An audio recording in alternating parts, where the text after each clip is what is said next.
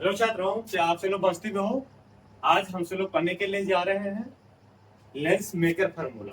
Lens कैसे बनाया जाता है ये बात हम से लोग आज पढ़ेंगे।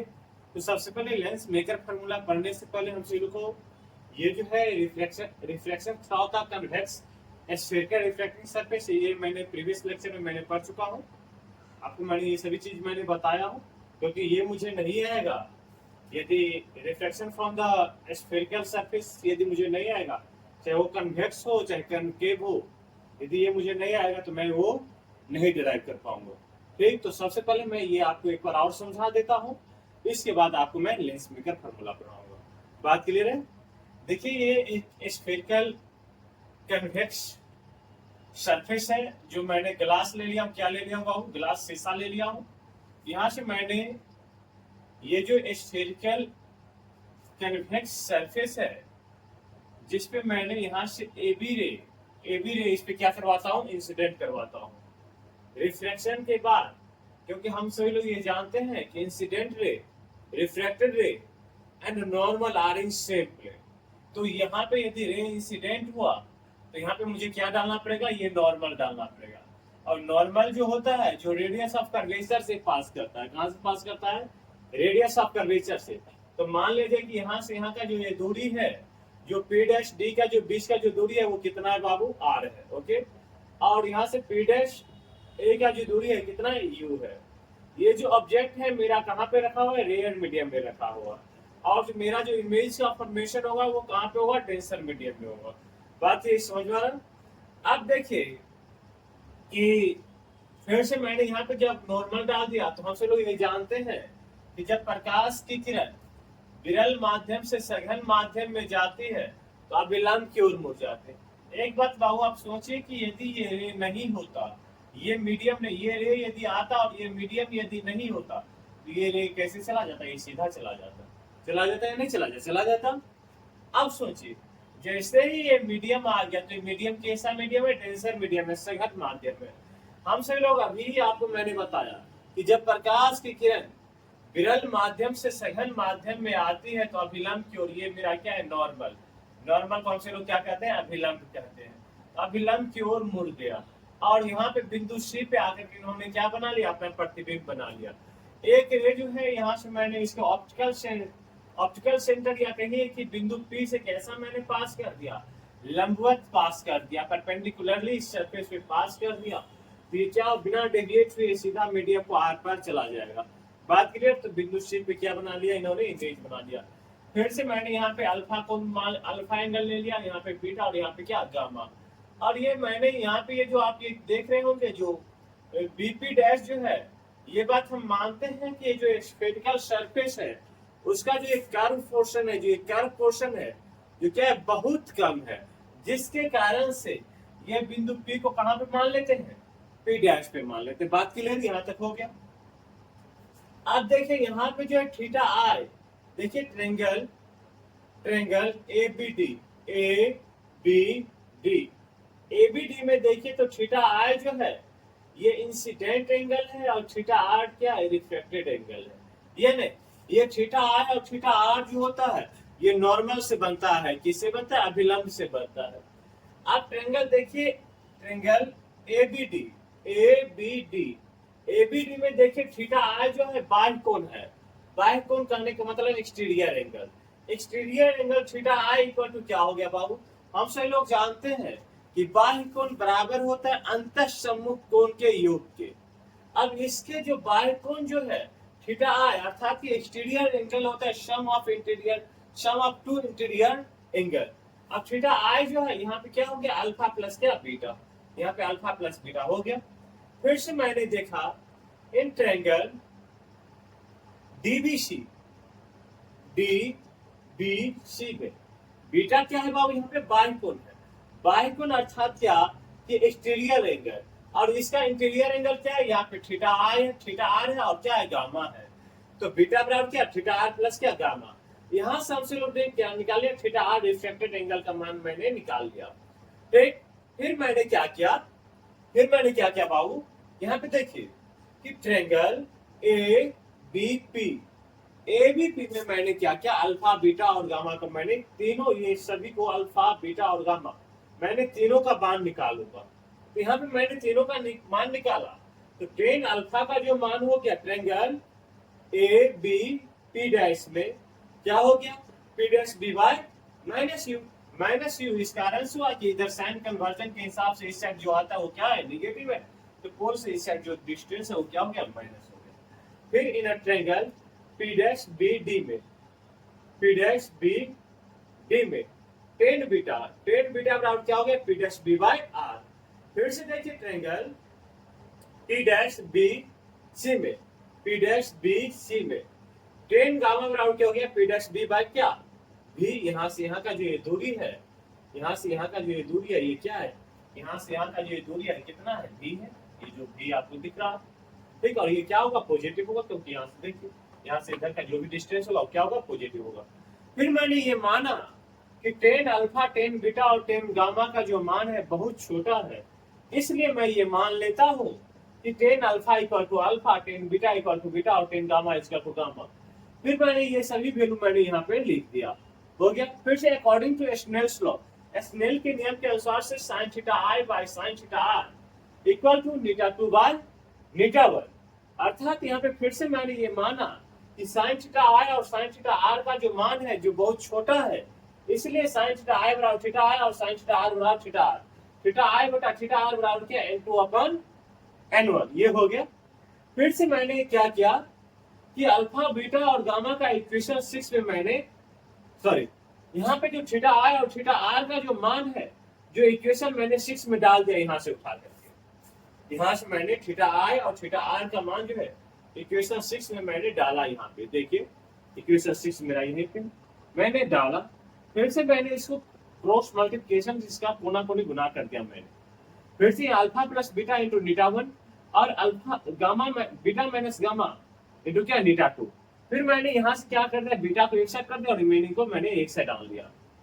क्यों ऐसा किया तो मुझे यहाँ पे बीटा कॉमन आ जाएगा, या नहीं बीटा कॉमन आ गया। फिर से मैंने इसे सॉल्व करने के बाद क्या हो गया कि पी डैश बी मुझे कॉमन आ गया, पी डैश से कैंसिल कर दिया। फिर से यहाँ पे क्या मैंने नीटा one by minus U plus क्या नीटा टू बाय भी इक्वल टू क्या वन बाय आर नीटा टू माइनस क्या नीटा वन। मुझे ये इक्वेशन प्राप्त हो गया। ये इक्वेशन से ही मैं लेंस मेकर फॉर्मूला ड्राइव करूंगा। बात यहाँ तक आपको समझ में आया तो हेडिंग लगाया जाए लेंस मेकर फॉर्मूला। मिटाए इसे अब, कहीं दिक्कत नहीं। यदि दिक्कत हो तो इस लेक्चर का मैंने जब ये पढ़ाया था, जब मैंने ये लेक्चर लिया था उसका लिंक मैंने इस लेक्चर में डाल दूंगा। बात के लिए मिटा देता हूं मैं इसे। लिखिए हेडिंग लगाइए आपसे लोग हेडिंग लगाइएगा क्या लेंस मेकर फॉर्मूला। लेंस जो होता है सबसे पहले मैं आपको लेंस के बारे में आपको मैं बता दूं तो लेंस के बारे में बताऊं तो लेंस क्या है, दो पारदर्शी पदार्थ का क्या है कॉम्बिनेशन है, दो रिफ्रैक्टिव मटेरियल का क्या है कॉम्बिनेशन है, या दो अपवर्तित पदार्थ का जो पदार्थ अपवर्तन में जाए उसका क्या है कॉम्बिनेशन है। ठीक, यहाँ पे देखिए यहाँ पे जो है ये दो पदार्थ समान भी हो सकता है और दो पदार्थ डिफरेंट भी हो सकता है। तो हम ये बात मान लेते हैं यहाँ पे जो है दोनों पदार्थ जो है जो ये सरफेस है जो कॉम्बिनेशन है जो दोनों सरफेस का ये सेम मटेरियल्स का है। क्या है सेम मटेरियल्स का है। इसका फोकस यहाँ पे F1 और यहाँ पे क्या 2F1। यहाँ पे क्या है बाबू 2F1, यहाँ पे क्या है F2 और यहाँ पे क्या 2F2। ठीक, अब देखिए कि मान लेते हैं यहाँ पे एक पॉइंट बॉडी है या नहीं बिंदु वस्तु है। तो इसके ऊपर बिंदु वस्तु से मैंने एक रे इसके ऊपर इंसिडेंट करता हूँ, ये सरफेस 1 के ऊपर रे क्या करता हूँ आपतित करवाता हूँ। तो यहाँ पे क्या करना पड़ेगा मुझे बाबू एक अभिलंब डालना पड़ेगा। क्या डालना पड़ेगा एक नॉर्मल डालना पड़ेगा। मैं यहाँ पे एक नॉर्मल डाल दिया। ये क्या है बाबू नॉर्मल है। क्या है ये नॉर्मल। हाँ एक बात और मैं आपको बता दूं ये जो ऑब्जेक्ट है ये एयर में है, क्या ऐसा कहाँ पे है? एयर पे। एयर कहने के मतलब क्या? विरल माध्यम में, एयर मीडियम में है। अब जब प्रकाश की किरण यदि विरल माध्यम से सघन माध्यम में जाता है तो अभिलंब की ओर मुड़ जाता है। ये प्रकाश की किरण यदि ये माध्यम, ये सरफेस नहीं होता, ये कैसे चला जाता? ये ऐसे ऊपर चला जाता। मगर अभी ये ऊपर जाएगा क्या? नहीं जाएगा। क्या होगा? ये नीचे की ओर मुड़ जाएगा। क्या करेगा? ऐसे मुड़ गया। ठीक इस माध्यम में ऐसे रिफ्लेक्ट कर गया। बात क्लियर हुआ? क्योंकि हम सब लोग ये बात जानते हैं कि प्रकाश की किरण यदि विरल माध्यम से सघन माध्यम में जाता है तो अभिलंब की ओर मुड़ जाता है। तो ये मेरा नॉर्मल है, तो नॉर्मल की ओर क्या कर गया? बेंड कर गया। अब यहाँ पे इसे हम सब लोग क्या कर देते हैं? ये एंगल को थीटा आई कर देते और ये एंगल को क्या? थीटा आर कर देते। क्या कर देते बाबू? थीटा आर कर देते। ओके, अब समझिए कि ये जो है ये एक अनदर सरफेस है ना, दूसरा सरफेस है, तो सरफेस 2 है। अब सरफेस 2 है तो यहां से क्या हुआ कि ये जो रे इस तरीके से यहां से जब पास कर रहा है, इस सरफेस पे इंसिडेंट हो रहा है, तो मुझे क्या डालना पड़ेगा? इस सरफेस पे नॉर्मल डालना पड़ेगा। क्या डालना पड़ेगा बाबू? नॉर्मल डालना पड़ेगा। जब नॉर्मल मैंने डाला तो ये सब हमसे लोग ये प्राप्त करते हैं कि जब प्रकाश की किरण यदि सघन माध्यम से विरल माध्यम में जाता है, इधर सघन माध्यम से विरल माध्यम में जाता है, अभिलंब से दूर भागता है। यदि ये प्रकाश की किरण, यदि ये माध्यम, यदि ये सरफेस नहीं होता, ये सरफेस नहीं होता, ये इमेज कहाँ बना देता? ये इमेज इस जगह पे बना देता या नहीं बना देता? बना देता, क्योंकि यदि सिंगल ये ही सरफेस होता तो प्रकाश की किरण सीधा यहाँ पे आता और यहाँ पे इमेज क्या बना देता? ये भी इमेज बना देता। क्या बना देता? भी बना देता। बात क्लियर है? अब क्या हुआ, जब प्रकाश की किरण यदि यहाँ पे आया तो ये तो माध्यम यहाँ पे चेंज हो रहा है ना, क्योंकि ये विरल माध्यम है अर्थात रेयर मीडियम और ये डेंसर मीडियम है। यदि डेंसर मीडियम से यदि रेयर मीडियम अर्थात कि सघन माध्यम से यदि विरल माध्यम में प्रकाश की किरण आती है तो अभिलंब से क्या होता है बाबू? दूर भागता है। तो ये मेरा नॉर्मल, तो क्या होगा? इससे दूर भागेगा। अब इससे दूर भाग कर क्या, और ये बिंदु यहाँ पे आकर के इन्होंने क्या बना दिया? प्रतिबिंब बना दिया, जो क्या होगा? अपना V1 होगा। ठीक, एक चीज और मैं बता दूं, इसका नेमिंग कर देता हूं। A B C, इसे D कह दिया जाए और इसे क्या कह दिया जाए? E कह दिया जाए। ओके, अब जो है आपको यहां से बता दूं तो ये अपना क्या है बाबू? U है। ये अपना यहां से यहां का ये दूरी है, ये क्या है बाबू? V1 है। ये जो दूरी है क्या है? V। देखिए एक जरा सा बात और समझिए, इस बात तो डेरिवेशन कंप्लीट हो जाएगा। एक जरा सा बात और समझिए यहाँ पे कि ये जो रिफ्लेक्टेड रे है, ये फर्स्ट सरफेस का जो अपवर्तित किरण है, ये जो द्वितीय सरफेस, सेकेंड सरफेस के लिए क्या है बाबू? इंसिडेंट रे है। क्या? Incident ray. मगर इसके कारण से, रिफ्लेक्टेड के कारण से इमेज कहाँ पे बनाया है? बिंदु ई पे बनाया। कहाँ पे बनाया है इमेज? बिंदु ई पे बनाया। क्योंकि एक रे जो है यहाँ से ऑप्टिकल सेंटर से भी मैं भी क्या कर दिया हूँ? पास करवाया। तो कहाँ पे? बिंदु ई पे इन्होंने प्रतिबिंब बनाया है। क्यों? किस सरफेस के कारण से? फर्स्ट सरफेस के कारण से। फिर सेकेंड सरफेस के कारण से, रिफ्लेक्शन के कारण से कहाँ पे बनाया है? बिंदु डी पे प्रतिबिंब बनाया। कहाँ पे बनाया इमेज? बिंदु डी पे प्रतिबिंब बनाया। अब देखिए, इतना बात यदि आपको समझ में आ गया तो हम ये फॉर्मूला आपको मैंने बताया था, इससे पीछे मैंने आपको ये बताया था कि आपको जो स्फेरिकल सरफेस का रिफ्लेक्शन आना जरूरी है। और स्फेरिकल सरफेस का रिफ्लेक्शन के यदि फर्स्ट सरफेस से रिफ्लेक्शन के अनुसार से कितना डेरिवेशन हमको प्राप्त होता था? यहाँ पे प्राप्त होता था। तो लिख दीजिए, इसका नेमिंग क्या दिया जाए? हाँ, A B C D E F G, इसे O कर दिया जाए, इसे क्या कर दिया जाए? जी, इस पॉइंट को क्या कर दिया जाए? H कर दिया जाए, या नहीं? चलिए ठीक। आप समझिए कि सरफेस, कोर सरफेस, कौन सा सरफेस के लिए बात कर रहा हूं बाबू? Surface BFG, B F G. B F G के लिए मैंने इक्वेशन को ड्रॉ किया जाए, मैंने आपको बताया कि इसे नीटा वन कहता हूँ, इसे क्या कहता हूँ, डेंसर मीडियम। डेंसर मीडियम नहीं, डेंसर मीडियम की बात मैं नहीं कर रहा हूँ, जिसमें रिफ्लेक्शन हो रहा है उसे हम क्या कर दिया, नीटा टू कर दिया।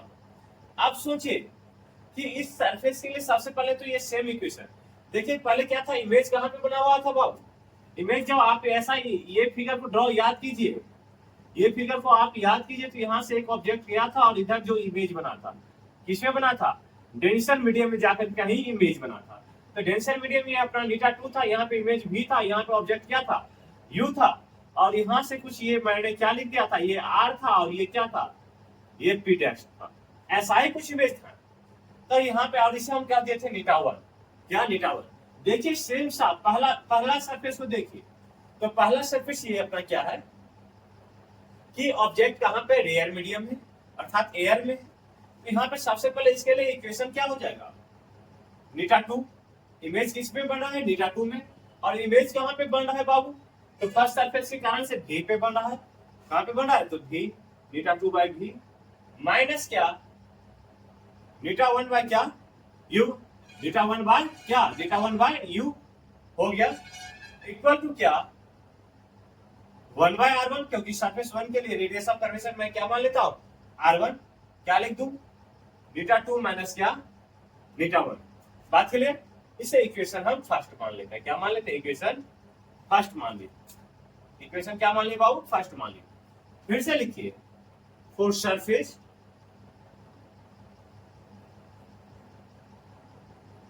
सरफेस क्या, C H G, C H G, C H G के लिए यदि मैं बात करूं तो सेकेंड सरफेस है, और सेकेंड सरफेस के लिए जो है बीसी जो रे है, क्या है बीसी, बीसी जो रे है ये कैसा रे है, इंसिडेंट रे, कैसा रे है, इंसिडेंट रे, और ये कैसा व्यवहार करेगा, बीसी कैसा व्यवहार करेगा, ऑब्जेक्ट के जैसे व्यवहार करेगा।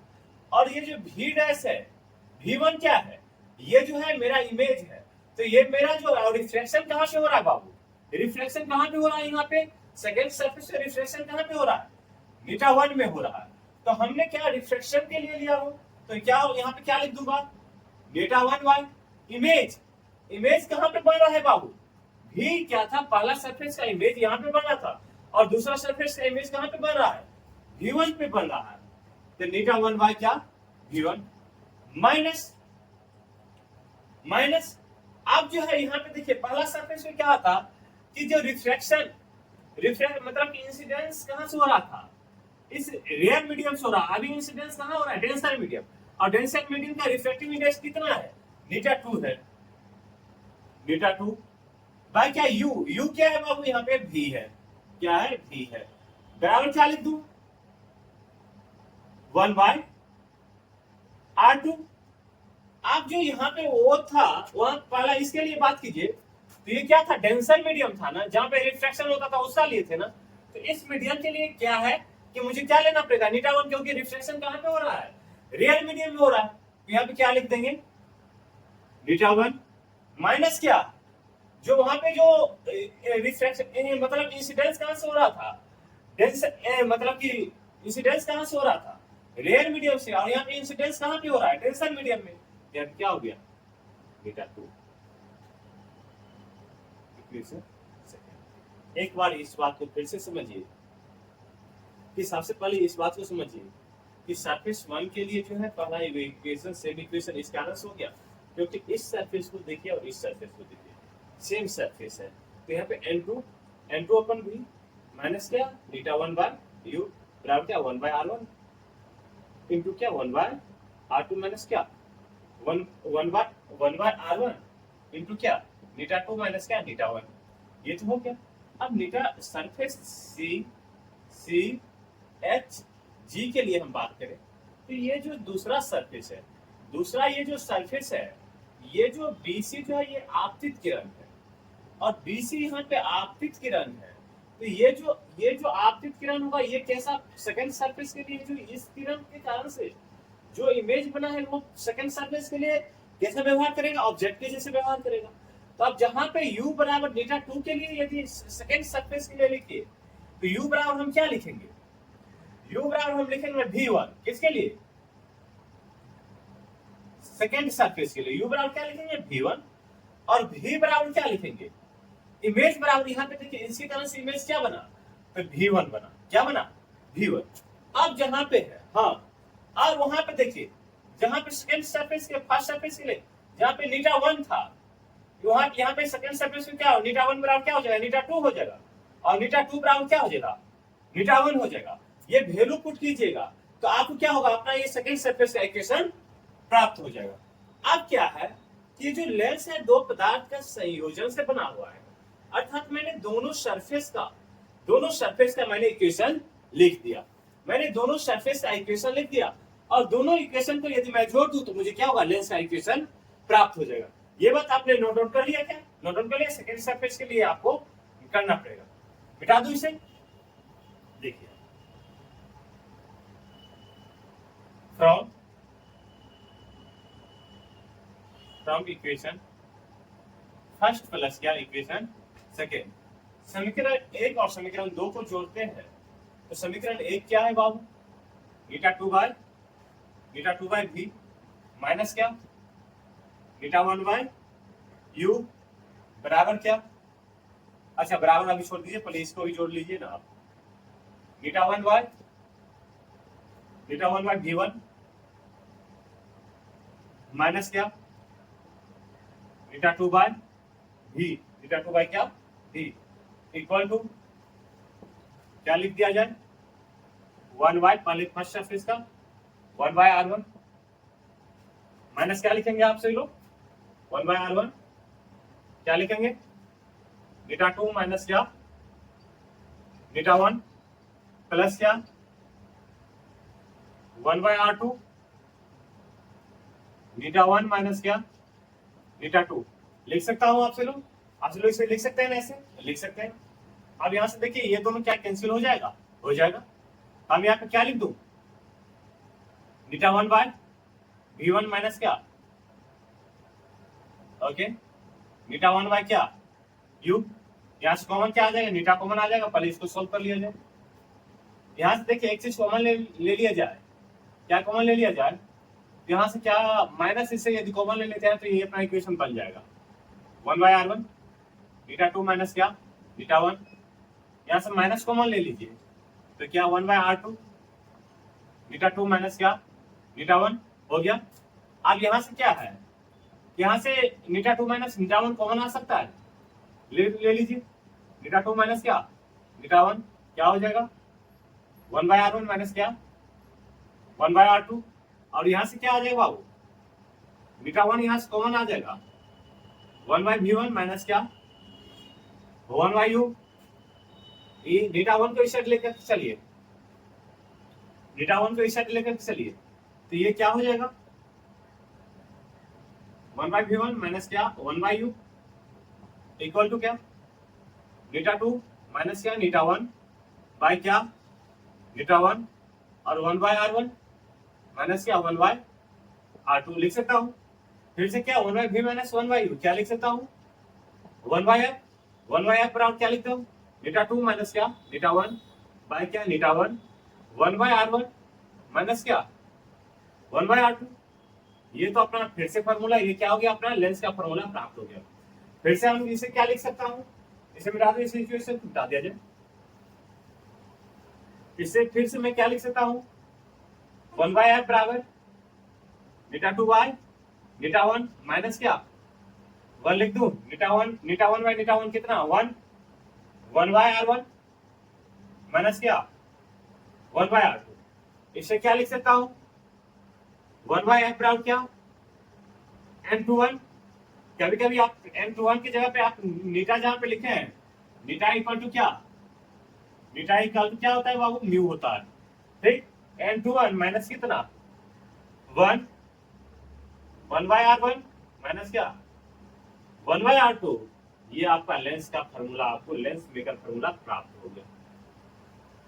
बात समझ में आया आपसे लोग, यदि बात समझ में आया तो बहुत बहुत धन्यवाद। और आपसे लोग के लिए मैं नेक्स्ट लेक्चर में ये लेकर के आऊंगा कि एक बहुत ही लॉजिकल चीज मैं बताऊंगा। लॉजिकल चीज क्या होगा? Image formation. और इमेज फॉर्मेशन जो है प्लेन मिरर के लिए, प्लेन मिरर के लिए आपको मैं इमेज फॉर्मेशन जो बताऊंगा वो बहुत आपको इंटरेस्टिंग लगेगा। और मुझे ये लगता है कि आपको उस चीज का नॉलेज नहीं होगा, इसी कारण से आप इस चीज को देखिएगा, ठीक है, जो मैं आपके लिए नेक्स्ट लेक्चर में लेकर के आ रहा हूँ। Thank you.